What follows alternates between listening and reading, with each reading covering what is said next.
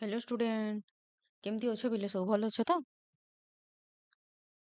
और एमती सब भलरे रुह प्रभु समस्त को सब एमती घंट घोड़े रखी था आपण मैंने सब मो सहित एमती जोड़ी होगी रो था बिले बिले आज आम डिस्कसन करवा कौन ना ओडिया अनुसो कोर 9 रो यूनिट 4 पिले पूर्व भिडियो मु तुम यूनिट 1 यूनिट 2 यूनिट 3 सब कंप्लीट कर देछि जो माने भी देखिन मोर यूट्यूब रो प्लेलिस्ट को जीवो आ देखिदेव पिले हैला।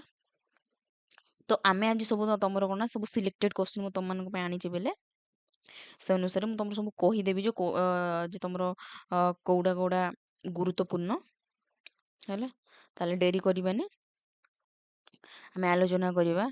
तो तुम यूनिट 4 रे कौन कौन अच्छे ना पिले ना एकांकिका उपर अच्छे है तुम एकांकिका कौन कौन अच्छे पिले ना पहाड़र आत्मकथा जो पहाड़र आत्मकथार लेखक किए पिले ना सुरेंद्र महांती तापर अच्छे अन्य एक श्रवण कुमार अन्य एक श्रवण कुमार किए लेखक ना रत्नाकर चैनी तापर ओरे देछि तमर कोन ना भूका भूकार लेखक किए ना मंगुल चरण विश्वाल।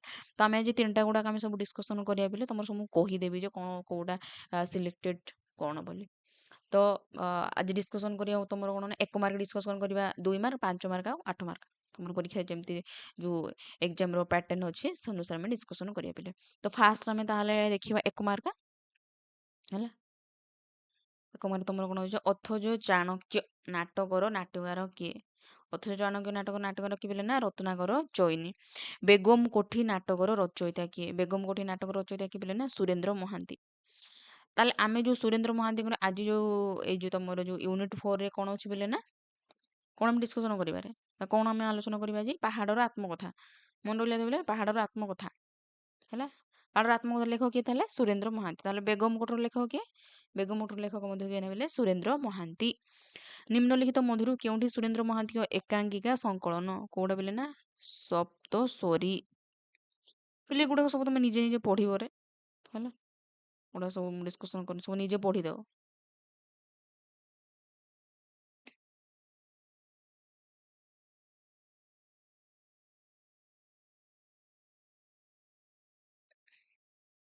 देखिदेव पिले तो यार पीडीएफ मु टेलीग्राम रे सेंड कर दे पिले है टेलीग्राम रे जॉइन हो जिवो यार पीडीएफ पाई परिबो तमे है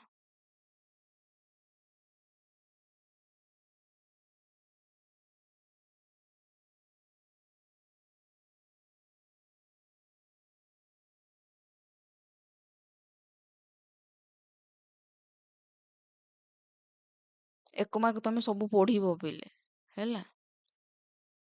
कहीं मैडम तो किसी कहले 1 मार्क तुमको सब पढ़ा को पड़ो पिले है अल्प के तो सब पढ़ो तमे। तापर देखिबा कोन ना 2 मार्क तुम सब कहीदेवी कौटा कौटा सिलेक्टेड कौन बोली 1 मार्क तुम सब पढ़ो पिले बारंबार मुझे कहूँ तुमको 1 मार्क पढ़ो निजे पढ़ो है। सप्तस्वरी एकांकिका संकलन में स्थानित एकांकिका गुड़िकर नाम लेख यहाँ गुरुत्वपूर्ण सप्तस्वरी एकांकिका संकलन में स्थानित एकांकिका गुड़िकर जे सप्तस्वरी एकांकिका से कौ कौ एकांकिका अच्छे से गुड़ाक तुमको आलोचना करने पड़ो मन रखा पड़ो बोले ऋषिकेश कौन नहीं पीतवास घर को आसी ऋषिकेश कौन नहीं पीत घर को आसते ना पीतवासर मृत्यु पर ऋषिकेश आसी हाथ में 2टी हुइल धरी ताहा थिला पीतवासर हुइल डाक्तर पार्थर टेलीग्राम पाई ऋषिकेश आसी पीतवास को देखिया हेले से देखिला पीतवासर मृत शरीर जेतेबेले कौन जे ऋषिकेश आसी से समय कार मृत्यु हो जाए ना पीतवासर मृत्यु होती हेले से देखिला पीतवास मृत शरीर हुइल 2टी डाक्तर पार्थ को बढ़ाई दे ऋषिकेश पीतवास धन संपत्ति सबू रूपरंजन नाम हुइल कर से ही हुइल 2टी धरी पीतवास घर को आसा पर से प्रतिकूल परिस्थितिर सामना करिसेंती। नेक्स्ट देखिबा पीतवास बंधु ऋषिकेश चिठी कौन लिखिथिले जे पीतवास बंधु के ना ऋषिकेश से चिठी कौन लिखिथिले एटा भी गुरुत्वपूर्ण है। बंधु ऋषिकेश ठारू प्राप्त चिठी रूपरंजन सौंदर्य संपर्क में सूचना पाई पीतवास आनंदर सीमा नहीं रूपरंजन 20 वर्ष उपनीत होगा उच्चता 5 फुट 7 इंच छाती 34 रंग आहुरी ଫିଟି ଯାଇଛି ପ୍ରଭୃତି ଚିଠିରୁ ପଡ଼ି ବୃଦ୍ଧ ପିତବାସଙ୍କର ଅନାଗତ ଅଜଣା ଆତଙ୍କ ଓ ମନର ବ୍ୟାକୁଳତା କ୍ରମେ ତୀବ୍ରତର ହୋଇପଡ଼ିବାରୁ ସେ ସଂଜ୍ଞାହୀନ ହୋଇପଡ଼ିଛନ୍ତି। ଋଷିକେଶର ରୂପ ରଞ୍ଜନ ସମ୍ପର୍କରେ ଚିଠି ଲେଖି ପିତବାସ ପାଖକୁ ପଠାଇଥାନ୍ତି। ପିତବାସଙ୍କ ନାତି ସମ୍ପର୍କରେ ଚିଠିରୁ ସୂଚନା ପାଇ ଆନନ୍ଦରେ ବିଭୋର ହୋଇ ଉଠନ୍ତି। ଦେଖିବା ପାହାଡ଼ର ଆତ୍ମକଥା ଏକାଙ୍କିକାର ମୁଖବନ୍ଧରେ ନାଟ୍ୟକାର କ'ଣ ଉଲ୍ଲେଖ କରିଛନ୍ତି? ଯେ ପାହାଡ଼ର ଆତ୍ମକଥା ଏକାଙ୍କିକାର ମୁଖବନ୍ଧ ଯେ ସେଠାରେ କ'ଣ ଉଲ୍ଲେଖ କରିଛନ୍ତି? ଏଇଟା ଗୁରୁତ୍ୱପୂର୍ଣ୍ଣ ବୋଲେ ହେଲା। କ'ଣ ଉଲ୍ଲେଖ କରିଛନ୍ତି ନା ଏଠି ପାହାଡ଼ ବୋଇଲେ ମୁଁ ଆଶାକୁ ଥୋଇଛି। ଆଶା ଗୋଟିଏ ପାହାଡ଼ କ୍ଷୁଦ୍ର ପର୍ବତ ଆଶାର ଉପରକୁ ଯିବାକୁ ସର୍ବଦା ଆମର ଚେଷ୍ଟା। କ୍ଷୁଦ୍ର ହୋଇ ପାହାଡ଼ଟା ଆମକୁ ପ୍ରଲୁବ୍ଧ କରୁଛି ଉପରକୁ ଯିବାର ବା ଉପରେ ପହଞ୍ଚିବାର ସମ୍ଭାବନାରେ, କିନ୍ତୁ ସେ ପାହାଡ଼ ଏତେ ରହସ୍ୟମୟ ଯେ ଉପରକୁ ପହଞ୍ଚାଇ ଦେଉନାହିଁ, ଅଥଚ ଆମକୁ ସବୁବେଳେ ନୂତନ ଉଦ୍ୟମ ଲାଗି ଆହ୍ୱାନ ଦେଉଛି ଓ ଆଶାରେ ପ୍ରଲୁବ୍ଧ କରି ରଖୁଛି। ଲକ୍ଷେ ନିରାଶା ମଧ୍ୟରେ ମଣିଷ ପୁଣି ଗୋଟିଏ ଆଶା କରି ବଞ୍ଚି ଯାଉଛି। ଆଶା ନାମକ ସେହି ପାହାଡ଼ର ଆତ୍ମକଥା ହେଲା। ତାହେଲେ ସେ ପାହାଡ଼ର ଆତ୍ମକଥା ବୋଲି ପାହାଡ଼ ବୋଲି କାହା କହିଛନ୍ତି? ଯେ ଆମର ଯୋଉ ଗୋଟେ ଯୋଉ ଆଶା ବା ଆଶା ବା କ'ଣ ନା ଯୋଉ ସମସ୍ତଙ୍କର ଗୋଟେ ଆଶା ଥାଏ କି ନା ମୁଁ ଏମିତି କରିବି, ନା ମୁଁ ସେମିତି କରିବି ହେଲା। ତମର ଆଶା କ'ଣ ଅଛି କି ନାଇଁ ପିଲେ? ଜୀବନରେ ମତେ ଗୋଟେ ଭଲ ମଣିଷଟିଏ ହବାର ଅଛି ହେଲା, ନା ମତେ ଏତିକି ଟଙ୍କା ରୋଜଗାର କରିବାର ଅଛି। ଆଶା ଅଛି ତ ତମର ସବୁ?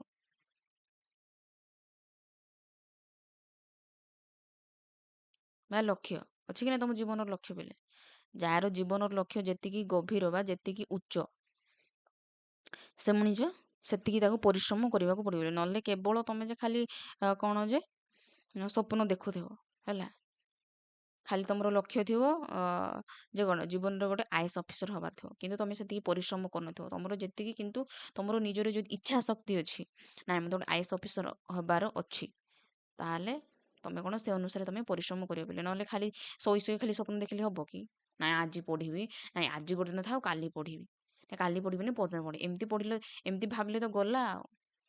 କିନ୍ତୁ ଯୋଉମାନଙ୍କର ଯୋଉ ଯେତିକି କ'ଣ ଯେ ଜୀବନର ଲକ୍ଷ୍ୟ ଯେତିକି ଉଚ୍ଚ ଥାଏ ସେମାନେ ସେତିକି ପରିଶ୍ରମ କରନ୍ତି ବୋଲେ ତାଙ୍କର ଥାଏ ଯେ ନା ମତେ ଗୋଟେ ମୋ ବାବା ମାଙ୍କର ନାମ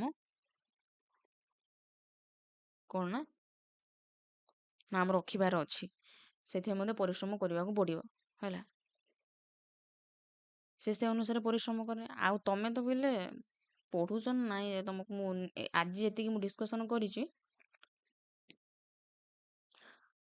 ବା ନହେଲେ ତମକୁ ମୁଁ କୋର୍ 3ରେ ତମେ ତ କମ୍ପ୍ଲିଟ୍ କରିଦେଇଛି। କୋର୍ 3ର ଗୋଟେ ମୁଁ କୋଶ୍ଚିନ୍ ପଚାରିଛି ବୋଲି ହେଲା।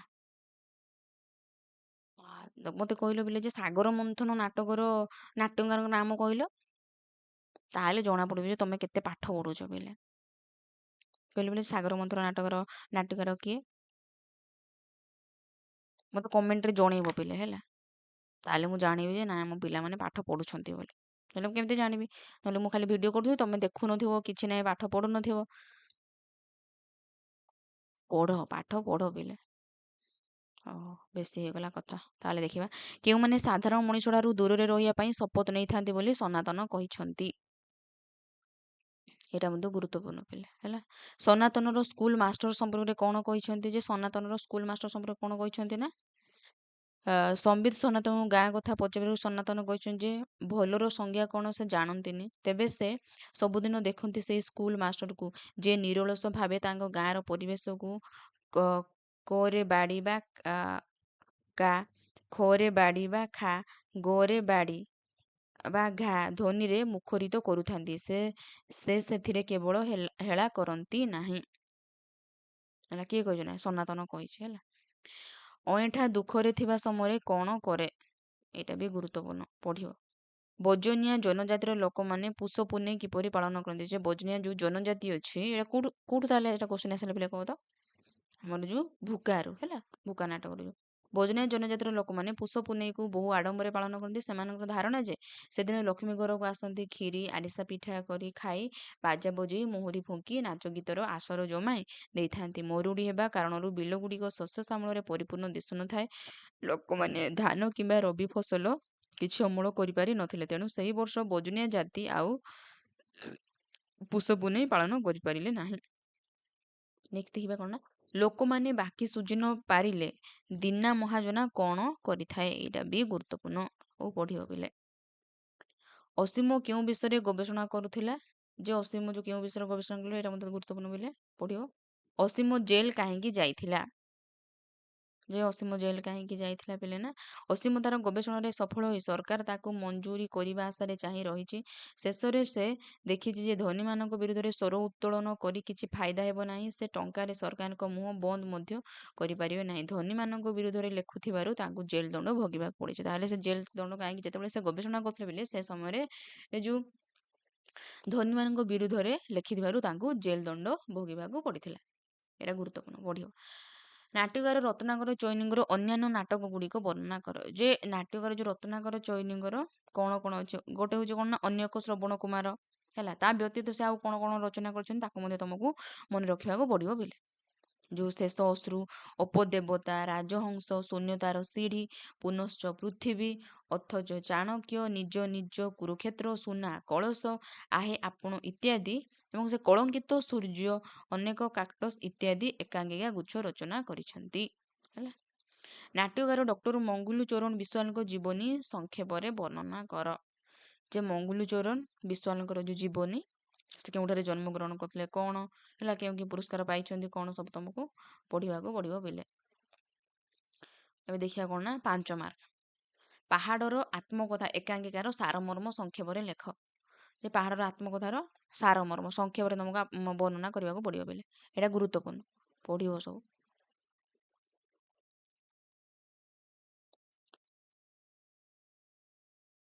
ପିଲେ ଯଦି ମୋ ଭିଡ଼ିଓଟି ଆପଣଙ୍କୁ ଯଦି ଭଲ ଲାଗୁଛି ତାହେଲେ ଲାଇକ୍ ସେୟାର ଆଉ ସବସ୍କ୍ରାଇବ୍ କରିବାକୁ ଜମା ବି ଭୁଲିବେ ନାହିଁ ପିଲେ। ଯାହାଫଳରେ ମୋତେ ମୋଟିଭେଟ୍ ମିଳିବ ଆପଣଙ୍କ ପାଇଁ ମୁଁ ଆହୁରି ଭିଡ଼ିଓ ଆଣିବି। ତାହେଲେ ଦେଖିବା ଅନ୍ୟ ଏକ ଶ୍ରବଣ କୁମାର ଏକାଙ୍କିକାରୁ ସାମ୍ବାଦିକ ସମ୍ପଦ ମହାନ୍ତିଙ୍କ ଚରିତ୍ର ସମ୍ପର୍କରେ ଆଲୋଚନା କର। ଅନ୍ୟ ଏକ ଶ୍ରବଣ କୁମାର ଏକାଙ୍କିକାରୁ ସାମ୍ବାଦିକ ସମ୍ପଦ ମହାନ୍ତିଙ୍କର ଚରିତ୍ର ସମ୍ପର୍କରେ ଆଲୋଚନା କର। ଏଇଟା ବି ଗୁରୁତ୍ୱପୂର୍ଣ୍ଣ ପିଲେ ପଢ଼ିବ ହେଲା। ଏହାର ମୁଁ ପିଡ଼ିଏଫ୍ଟା ପିଲେ ମୁଁ ଟେଲିଗ୍ରାମ ଗ୍ରୁପ୍ରେ ଦେଇଦେବି ହେଲା। ମୁଁ ଟେଲିଗ୍ରାମରେ ସବୁ ଜଏନ୍ ହେଇଯିବ। ମୁଁ ଡିସ୍କ୍ରିପ୍ସନରେ ତାର ଲିଙ୍କ୍ ଦେଇଛି ମୋର ଟେଲିଗ୍ରାମର। ସେଠି ଜଏନ୍ ହେଇଗଲେ ଆପଣମାନେ ଫ୍ରିରେ ପିଡ଼ିଏଫ୍ଟା ପାଇପାରିବେ।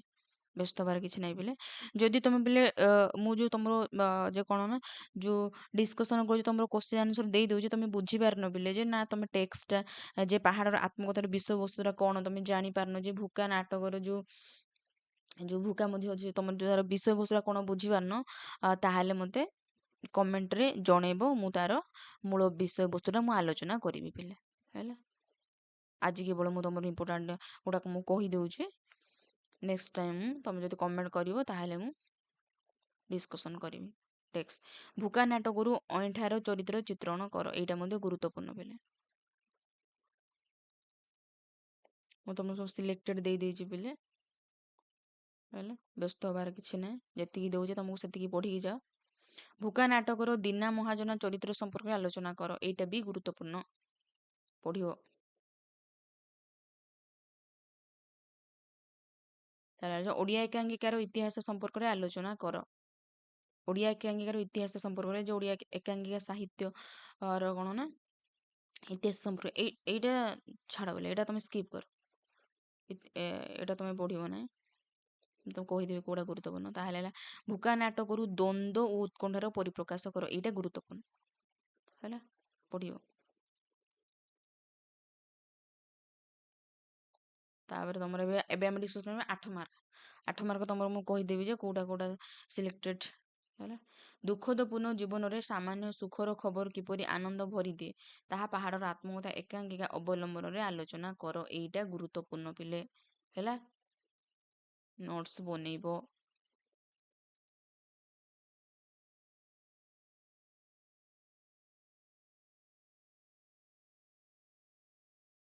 ତାହେଲେ ଅନ୍ୟ ଏକ ଶ୍ରବଣ କୁମାର ଏକାଙ୍କିର ନାମକରଣର ସାର୍ଥକତା ପ୍ରତିପାଦନ କର। ଏଇଟା ମଧ୍ୟ ଗୁରୁତ୍ୱପୂର୍ଣ୍ଣ ପିଲେ। ଅନ୍ୟ ଏକ ଶ୍ରବଣ କୁମାର ଏକାଙ୍କିର ନାମକରଣର ସାର୍ଥକତା ପ୍ରତିପାଦନ କର। ସବୁ ପଢ଼ିବ।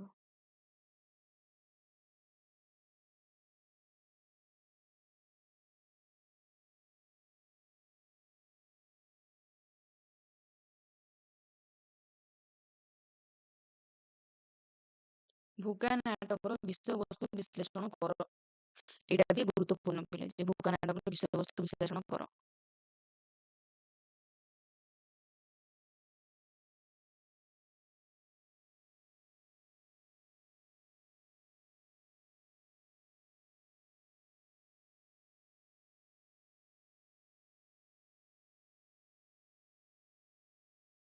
ଟିକେ ପିଲେ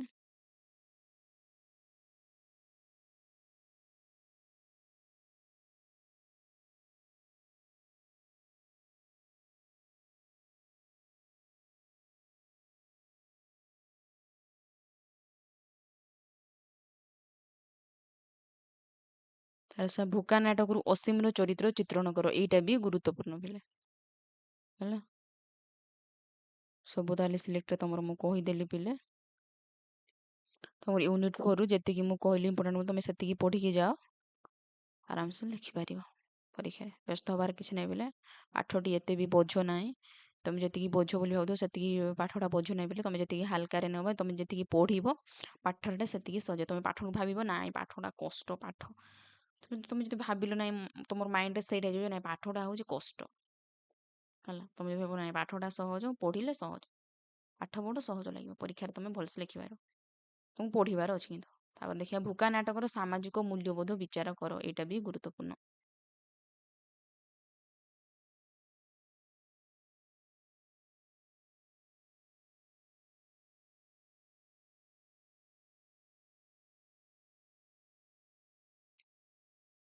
ତାହେଲେ ସବୁ ତମର ମୁଁ ସିଲେକ୍ଟେଡ୍ ସବୁ କହିଦେଲି ପିଲେ।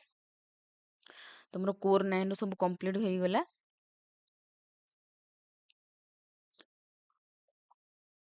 ତ ପିଲେ ଆଜି ପାଇଁ ତାହେଲେ ଏତିକି ଥାଉ। ଏର ମୋ ଟେଲିଗ୍ରାମରେ ଜଏନ୍ ହେଇଯିବ ପିଲେ ହେଲା। ପିଡିଏଫ୍ଟା ପାଇପାରିବ। ତ ଆଜି ପାଇଁ ଏତିକି ଥାଉ ପିଲେ, ରହିଲି। Thank you.